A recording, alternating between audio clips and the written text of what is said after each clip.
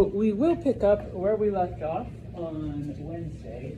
We started discussing Rome, its foundation. Remember, it starts off as a republic, and it begins to expand throughout what eventually becomes, or what we call today, Italy. After conquering the other Latin and Etruscan groups, it now encounters its main and biggest rival, the city of Carthage. And so if you're writing stuff, don't worry, I'll come back. Remember, Rome fights a series of wars known as the Punic Wars, okay, against Carthage. All you really have to know is that there were 3 of them, and the basics of each 3, and spoiler alert, Rome wins. Okay, so Rome becomes not only the dominant power in the Mediterranean, but Rome now begins to expand aggressively because there is nobody to stand in their way. Of course, the Republic by this point has existed for almost 400/500 years, and so we begin to see various social problems that bring about its collapse, right? Julius Caesar eventually takes over as dictator. After he's assassinated, his nephew Octavian vows revenge, and so not only does he eliminate those responsible for Caesar's assassination, but he eliminates anyone who challenges his power. And so eventually, and once again, I promise I'll come back, okay, eventually he is declared emperor. He is the first emperor, okay, of the Roman Empire. So the Republic has become an empire. From this point on, all emperors take the title of Caesar, okay?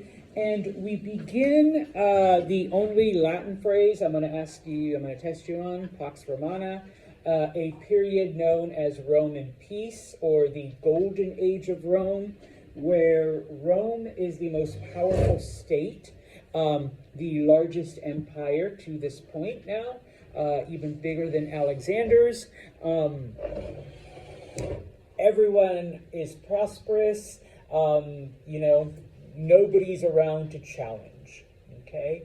Now, despite the fact that it is an era of peace, and despite the fact that, everything is going great economically and socially for Rome, number one, it is an empire, okay? And so most of the vestiges of the old republic have been eliminated, all right? So no more Senate, no more assembly, no more consuls, all right?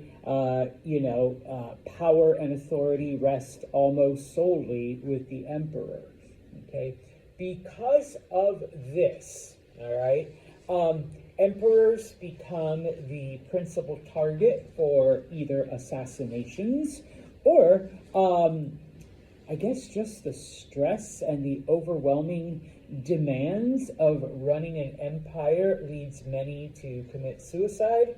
And of course, some of them are questionable, all right? But over the next 200 years, out of the emperors that are in power, 15 of them are either assassinated or commit suicide, just because. So you see a big turnover in emperors, even though socially, financially, the empire is doing great, okay? And so emperors make various changes to the government in order to, eliminate the target from themselves and also to ease the burden. Number one of the first things that happens is that the army becomes a professional army, or almost like a social class, the way we see in other societies.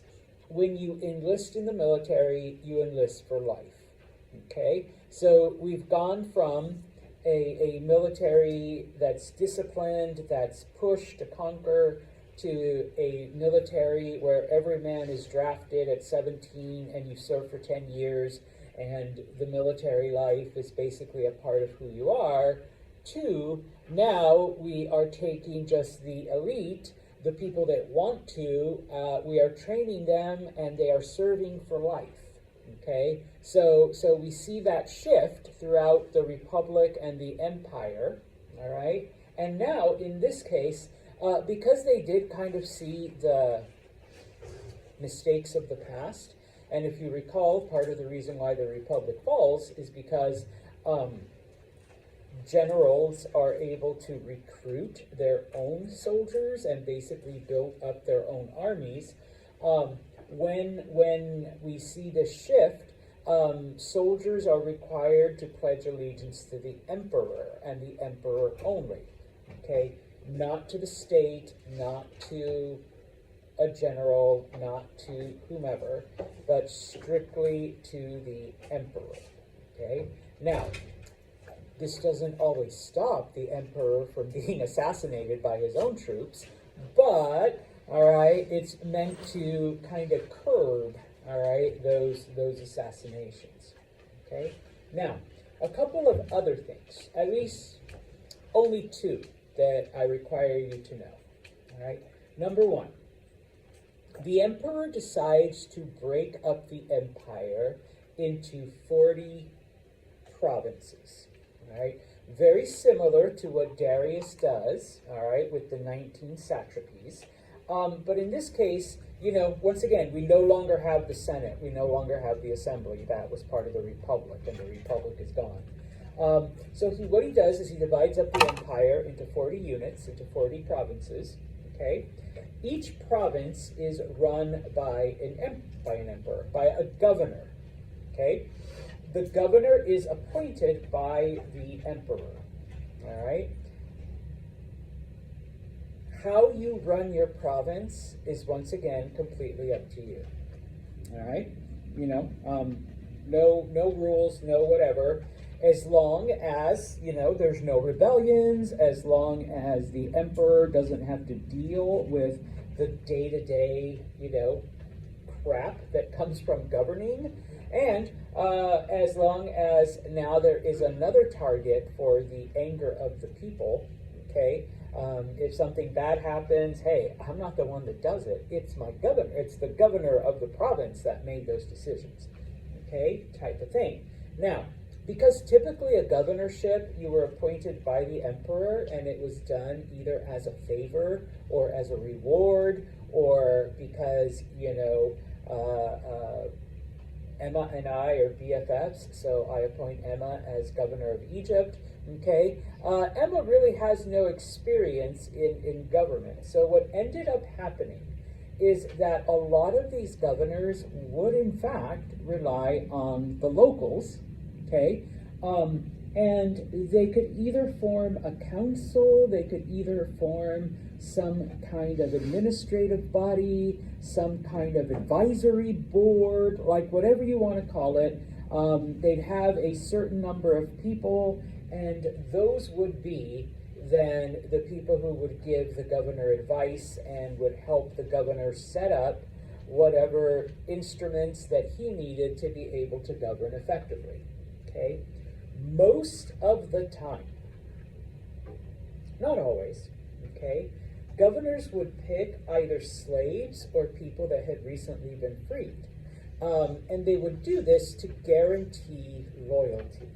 All right? If you had been a slave in Egypt and along comes Governor Emma and basically says, you're free, but you have to serve on this advisory board to, tell me what's going on, since I'm not Egyptian, I don't know anything about Egypt, then in this case, the person's like, not only have I been freed, but I've been elevated to a position of power, all thanks to the governor. So, my loyalty lies with the governor, even if people try to, turn me, corrupt me, they want some, what do you kids call it, tea on the governor, I'm loyal to Emma, because Emma's the one that gave me my freedom and my authority, okay? The other thing that the emperors do, and this is something that, and if you notice, both of these things are taken kind of from Darius's playbook.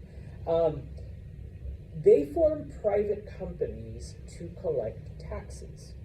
Okay, once again, you're paying taxes, and we know how much people love to pay taxes, right? We just, oh, I love having all that money. I love seeing how much I could have gotten, on my pay stub, and then seeing how much was actually put in my bank account, type of thing. Yeah, and so by shifting that to a private collector, okay. Oh, you're not mad at me. I'm not the one who's collecting taxes. It's, Veronica's Taxes and stuff. That company is the one that's taking your taxes. I mean, I don't know what they're doing. I mean, I know we're getting a small bit, who knows? They could be cheating us too, type of thing. And so people would genuinely get upset with the tax collectors as opposed to the government, who we know in the end got the bulk of the tax money, minus a small administrative fee that these tax collectors would charge. Okay? And so, the map that I'm about to show you, let me make it a teeny bit smaller, is the 40 provinces that are formed. And as you can see, or hopefully you can see, many of these provinces later keep the name, and it's the names by which we, even today, still call them. Okay? So, I mean, they called it Egyptus, but, Egypt. They called the deserts out there Arabia, which, is where we get the words for Arabs in Saudi Arabia. Even though originally Africa was only the area around Carthage in northern Tunisia, it eventually becomes the name for the entire thing. Okay, you have Germania up there, which eventually becomes Germany, Belgica, which becomes Belgium, and come on, get smaller. All right, there we are, Britannia, which eventually becomes Britain, and so on and so on, and so, I'm not going to go through all 40 of them. All right, and so forth. Okay, so we basically take the old Latin names, the old Roman names, and I want to say anglicize them, Englishize them, so that, they do become the current names of those areas. Okay, now, talking then about everyday life in the empire, and obviously some of this is a carryover from the Republic days. Okay, most of the Roman population was centered in what they referred to the core areas, the areas that had been settled the longest and that physically were the most productive, most appealing. Okay, so obviously Italy, because that's where Rome is, and that was the first area they united, and so the majority of Roman citizens lived within what is today Italy. Places like Spain, because of the climate, because of the weather, and you were able to grow all kinds of things, so it becomes one of the main production areas. Okay, in Africa, not only because they conquered Carthage, but sometimes I have to remind people, Egypt is in Africa. Egypt has always been a very productive and fertile area, so a lot of the wheat, a lot of the barley, a lot of food is coming out of Egypt. And then finally Turkey, or Anatolia. Not so much because of the farmland, but more because of the mining and the various metals and minerals that are coming out of the area. Okay, so that's where the bulk of the population exists. In other areas, it is much less, but you still have Roman influence. Okay, now, first off, and we will talk about this, okay, The Romans borrowed a lot of their architecture and a lot of their engineering principles from the Greeks. Okay, we'll talk about the Romans as engineers in a minute. But the cities that they built, all of them had walls. All of them were walled in, even during the 200 years of peace. Okay, you still build. I mean, kind of a hard habit to break. All right, and you never know. All right, type of thing. Okay, now, all of the streets within the cities, including Rome itself, were constructed at right angles. We'll explain why in a minute. There is a reason why. Okay, in the center of the city was what they called a forum. Okay, a forum was basically just like a marketplace. It was covered, but it had no walls. And it was where people went to discuss things. It's where you could go to listen to people give speeches. All right. It's where the men, sorry ladies, got together and discussed politics and government and all of the other stuff. Okay, that the Romans did. Okay, and that was in the center of the city. Okay, now, most cities, had a substantial population. Rome had over 1 million people, which you think, okay, so what, Santos? There's like over 1 million people in the Bronx. Okay, but this is like 2,000 years ago, all right? So it's quite a huge number.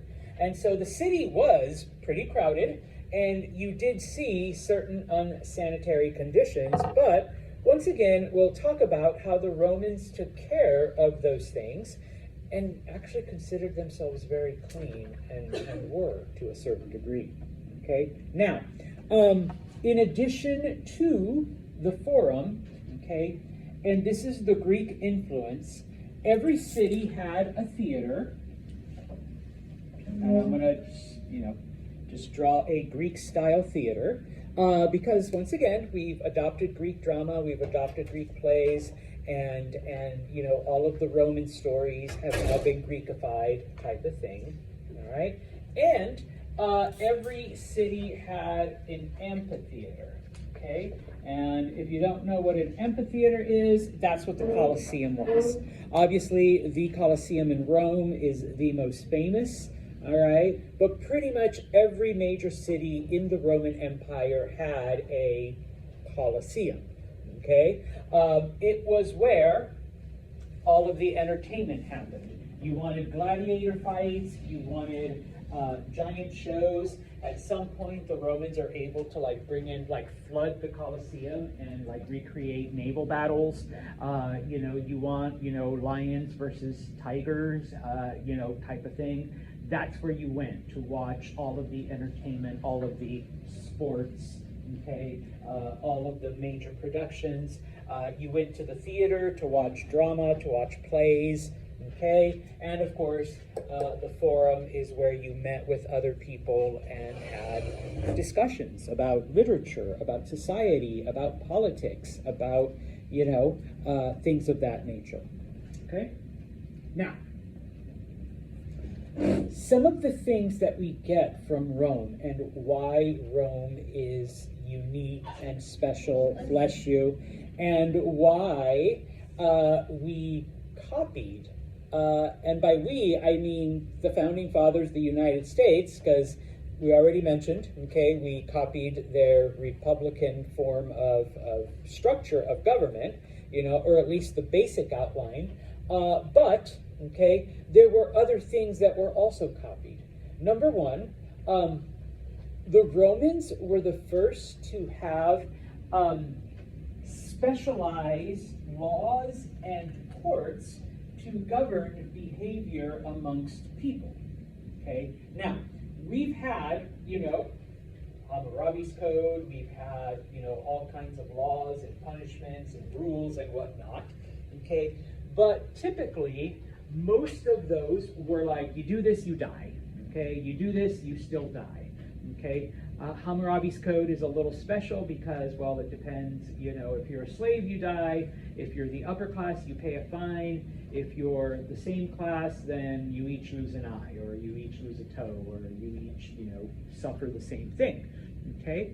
But now, oh, and typically the people who decided were like the kings, okay? They meted out the punishment. The Romans construct a very complex legal structure where, number one, you have the right to representation, what today we would call a lawyer, okay? That didn't exist before, all right, even under Hammurabi, okay? So the Romans are the ones that come up with something like that, okay? Specialized judges to preside, because once again, the emperor can't decide every single thing. So now you have judges that are meting out, you know, punishments and rules and whatever, okay? And while Hammurabi's code does take into account the difference between civil and criminal, okay? Unfortunately, the punishments were still like, you know, death. The Romans, on the other hand, okay, are like, okay, just because, you know, Emily's tree fell over in the wind and destroyed Grace's, you know, she shed, does not mean that we need to put Emily to death. All right, Emily, you're hereby sentenced to either rebuild the shed or pay a fine of X amount of coins so that Grace can have her shed rebuilt. Okay, so, you know, we start seeing, you know, these complex things, more than just, okay, you die, okay, or, oh, you're of a higher class, you have to pay a fine. No, we start seeing these nuances, and like I said, you have lawyers arguing for you, okay, which you don't see before. One of the things that the Romans came up with, and obviously we really don't have this anymore, although you did see it quite a bit during colonial times and whatnot, and during the Middle Ages, the idea of patronage, where if you are wealthy, if you have a skill, if you have something, it is your duty to impart that wisdom, that skill, that whatever onto someone of a lower class, okay? And in return, you know, they would have to conduct themselves a certain way. And there were rules as to, you know, how each party is supposed to act, all right? So if you were, let's say, a carpenter, you took on an apprentice and you taught them your skill, okay, and that person in return, you know, agrees to perform services for you. And in the end, now that knowledge, that skill, that whatever has been passed on. During the Middle Ages, you know, there were guilds, there were whatever, where, you know, dictated this, and then even as late as colonial times, okay, you had masters and apprentices and journeymen and all of this stuff, and it all starts with the Romans. But they built an entire complex system around, all right, the duties of the teacher and the duties of the apprentice. And in this case, if as a teacher, the master, the patron, all right, didn't perform, didn't teach, there were consequences. And by the same token, if the apprentice didn't learn or the apprentice didn't carry out his or her duties, there were also consequences, okay? Finally, and I know today we think about it and it's just like, well, yeah, because, you know, you're born somewhere or you live somewhere or you've been whatever. It was the Romans that came up with the entire concept of citizenship. That if you're one of the many people that we conquered, you need to do something a little extra to show your loyalty, and in return, you will have the same privileges that the people born in Rome, that the people born within our control already have.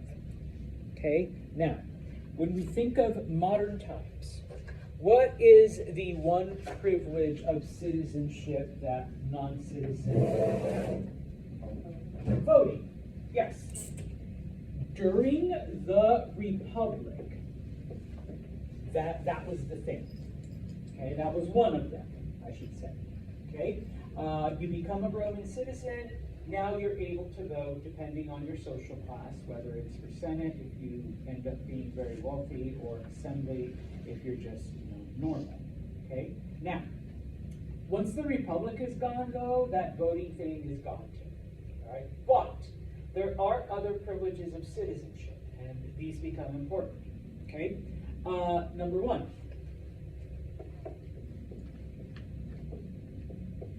As a Roman citizen, you get to travel wherever you want without permission.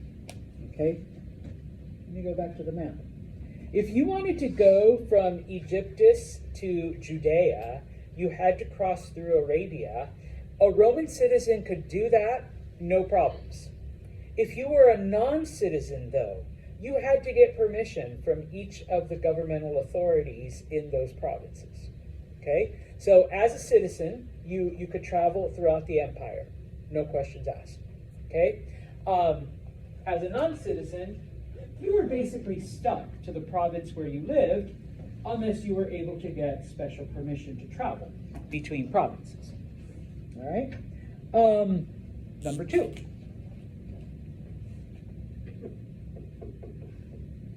Freedom from abuse.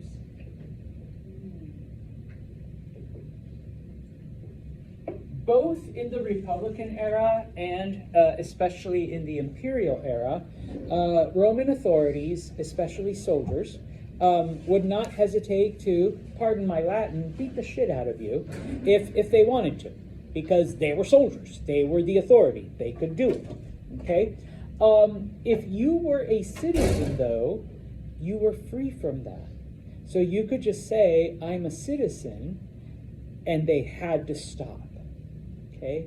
Now, students always ask, but, like, you can just say it. People didn't think that way back then, all right? If you weren't a citizen, you would never even dream or dare of saying that you were to get out of a beating, because then it would go worse for you afterwards, all right? So if you were a citizen, you say, stop, I'm a citizen, the soldiers would have to stop, okay? Number three. If, for whatever reason, you were arrested, tried, and convicted under the Roman system, okay, one of the privileges of citizenship was you could appeal that decision, okay? Non-citizens could not. You were sentenced to 10 years of hard labor, that's it. All done, okay? Off you go. If you were a citizen, you could appeal, and it would go to either a different court, or you could appeal directly to Caesar, okay, to the emperor. All right? So,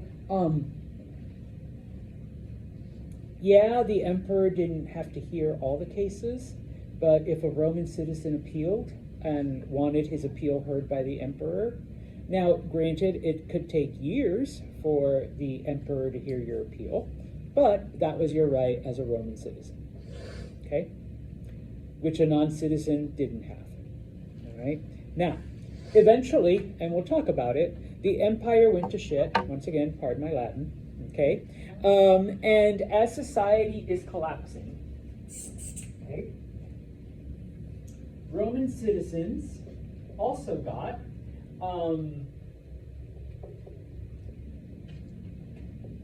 free bread, okay? So you didn't have to worry about what you were going to eat. I mean, granted, it was just bread. You still have to take care of other things, but you got free bread. Okay, so if you were a citizen, you got free bread. Non-citizen, sorry. Okay, you got to pay for your bread.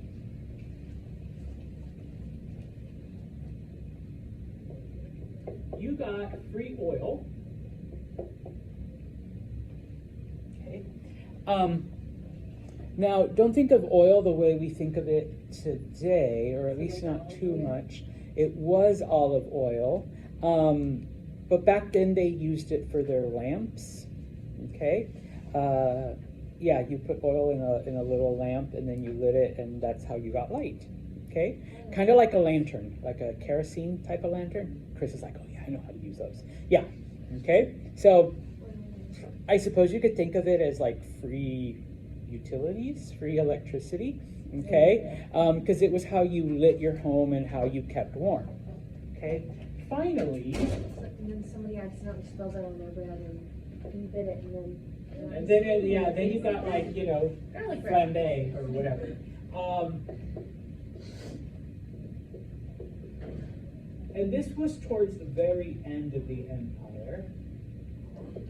Free entertainment. You got tickets to any event at the Coliseum if you were a citizen.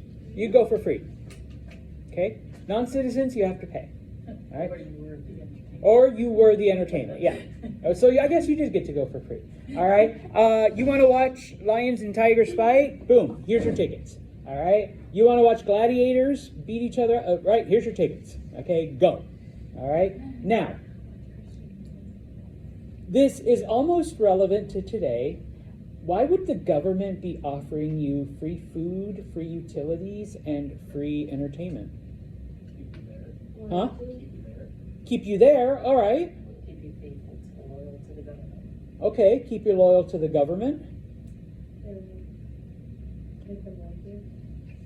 If the empire is falling apart and going to shit, and everything is miserable around you, okay, it keeps you distracted. You know, free bread, free oil. All right. You mean what? Free bills tickets? Oh yeah, I'm there. What, the government's cheating us and giving us like, $40 billion to Argentina? Yeah, I don't care. I got free bills tickets, 50-yard line, type of thing. So yeah, okay. And historians later referred to it as bread and circuses.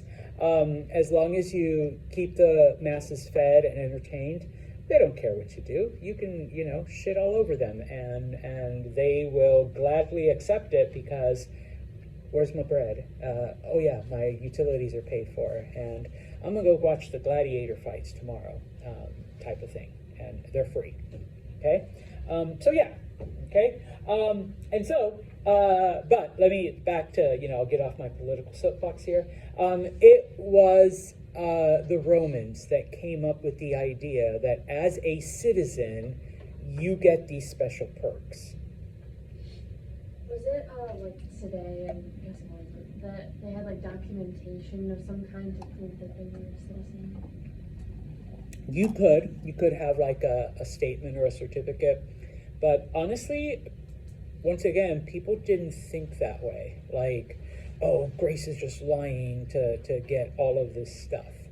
Okay, they just accepted the. I mean, they could check. They could check, obviously, their records, but it's not like today where you could just like log onto your laptop and it's like, according to this, Santos, you were born in Mexico and you were never naturalized. So, no, people would, I mean, it would take literally months to get a record type of thing. So yeah. All right. So, now, a couple of other things then. Yes. Okay. I'm almost there. One of the biggest things, of course, that kept the empire going and that kept people, prosperous and wealthy was agriculture. Okay? Most of the agriculture took place in Africa. And once again, remember, Egypt is in Africa, so we're including Egypt. which has always been a very productive and very fertile land. Most of Spain, which, I mean, you grow oranges and citrus and grapes and pretty much anything you can think of because of the weather, the climate, the environment. And I should have put southern France, okay? But southern France is also very fertile soil, very, very, wonderful temperatures and environment for growing all kinds of crops, okay? Those were the three big areas. Yes, thank you, like wine. Those were the three big areas that produced most of the food for the empire. Now, in order to have these giant farms, okay, you did need chattel slavery, okay? Yay, Greeks, okay? Where, you had to kidnap people and put them to work, okay? And while originally, yes, it came from the different people that were conquered, okay, remember, Rome has conquered everything around the Mediterranean, okay? So towards the end of the empire, they were getting a lot of their slaves from the Germans or from, the southernmost tribes like into Arabia and, heading into southern Egypt and whatnot, okay? So we see the beginnings of what we today call plantation agriculture. Most people throughout history were farmers, not because they loved farming, but because that's how you ate, okay? You grew food, you survived. You didn't farm, you either starved to death, or you better develop some other skill that will allow you to trade or to buy food from a farmer, okay? With plantation agriculture, you basically only grow one thing, okay? So let's look at grapes, okay? All you grew were grapes. And you're not growing grapes because you absolutely love grapes and you eat grapes 24/7. I mean, I've met people that do that, and I suppose that could be you. Chris is like, oh yeah, I love grapes. Okay. Yes, the green ones. I love green ones too. What is the purpose in growing so many grapes? Number one, wine. But are you going to drink it all? I mean, I try. I mean, you could. Chris is like, I can do that too. What are you going to do with that wine? Sell it. Yes, you're going to sell it and use that money to buy the thing. Like, okay, I like cheeseburgers, so I'm going to buy cheeseburgers with my wine money because I sold wine, type of thing. Okay? And so like the big things, of course, were wheat, grapes, and olives. Okay? Or I suppose you could have what today we would call a ranch with cattle and sheep, where, you just grow cattle by the thousands and you sell the meat, you sell the milk, you sell the leather, and that's how, I mean, granted now you get steak and milk and cheese and creams, but most of it is being sold so that you can buy your other things. And so by this point in time, we begin to see, number one, okay, how-to guides, all right, for people who, you want to get into farming, this is what you have to do, okay? And here's the things that you can grow, and here's what you can do with all of that, all right? I will talk about the roads in a minute, but in order to move all of those grapes, or all of that wine, or all of that beef, or all of that milk, from Africa, from Spain, from France, into the areas that needed it, the Romans built an impressive road system throughout their empire. They were history's greatest engineers, and they built the most perfect roads up until that time, and I dare say even better than in some places that we have today. So why they say all roads lead to Rome? Yes, because everything literally went to Rome at some point. Okay? Not only did they pave paths, carve them out, The Romans were the first to construct paved roads.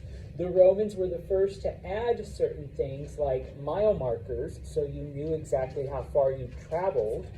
Okay, they called them itineraries, which was the lists of towns along a particular road. So you knew how far you had to go to the next town, the next village, the next whatever. Roman AAA. Yes. Did you have a question, Grace? Or were you just stretching your hand? Okay, because you were doing this, and I'm like, okay, question. All right. Now, in the areas where there were no farms, okay, Turkey, Anatolia, you did have all kinds of mining, all kinds of coins, all kinds of metals. Okay, I'm sorry, I skipped ahead. And yes, because of the size of the empire, because of everything, the Romans had the largest coinage system in history. Even I mean, the U.S. now is bigger, only because so many other countries base their currency on the dollar. But before the U.S., the Romans, all right, had that. And yes, they did standardize currency throughout their entire realm, similar to what Darius did. Okay, so like I said, they basically took Darius's playbook and just expanded on it. Okay, this map, all of the red lines show the major Roman roads that existed throughout the empire. And so, let me do this so you get the entire view. Okay, roads throughout Britain, throughout Spain, most of Africa, especially in Italy and the central part of Europe, and even into areas, that seemed isolated, were all connected. And eventually, yes, you were able to get to Rome from the furthest outpost because of the road system. Okay. Also, this is to show you, this map is from about the year 100, okay? Everything you see in purple and then that little bit of green, that is the largest extent of the Roman Empire, all right? At its greatest length, they conquered all of that, all right? To finish off, I'll just give you a taste of this. Okay, we'll do more with this on Monday. Okay, as I said, the Romans are considered the greatest engineers, okay, in history. All right. Now, of course, they didn't just come up with things on their own. I mean, a lot of it they did, but they borrowed most of their ideas from the Greeks. So it wasn't just their religion, it wasn't just their traditions, it wasn't just the foundation story, okay? They borrowed a lot of engineering principles from the Greeks, okay? They built some of the best roads to have ever existed in history, and even today, many of the roads that the Romans built basically became the foundation for modern highways. The Romans were the first to build paved roads, okay? And they actually built their roads with a slight slant because they realized that if it rains, we don't want to be walking or traveling through water. But if we slant our roads, the water will go away, at least it'll go off to the sides, and we'll be able to travel along, not puddles, okay? From the Persians, they learned how to build aqueducts, okay? Except while Persian aqueducts traveled maybe 10, 15, 20 miles, Roman aqueducts were able to take water into the hundreds of miles from point A to point B. In addition, the Romans were able to figure out how to build receptacles for the water underneath their cities so that they had running water in a lot of places. Fountains would spit water out so that you could come and collect it You can use it for bathing, you can use it for whatever. And in many cases, especially in the city of Rome, I was in Vatican City back in 2009.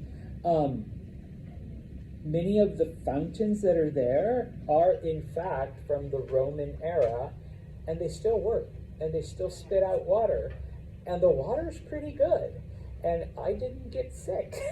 So you're looking at like 2,000-year-old running water systems that are still functioning.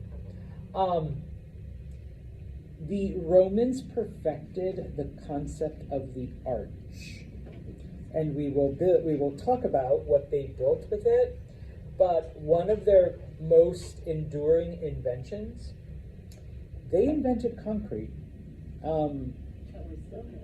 Which we still, I was going to say, with some minor changes, we basically still use the Roman formula. Now, the quick dry kind, okay, yeah, we added chemicals and used science to make, but the basic formula for concrete is still the same one that the Romans came up with 2,000 years ago. All right? So history's greatest engineers? Yeah, probably. Okay? Considering the fact that by the time the empire falls, most of Europe, and that's why it's called the Dark Ages, or regressed, so that, running water, what's that? We're just going to throw our poop out the window and just let it, whatever. Roads, who cares? Just walk through the mud, type of thing. All right? Concrete, just use wood and straw to build stuff, and there you go. Okay? The Romans were basically, like I said, some of the world's greatest engineers. If you look, I included this in the slides. If you look at them, it gives some of the basic design of the way they built their roads, so that not only was it paved, but it consisted of various levels underneath, and it included those slants. Okay? But we will talk about that on Monday. All right? If any of you weren't here last class, I did hand out the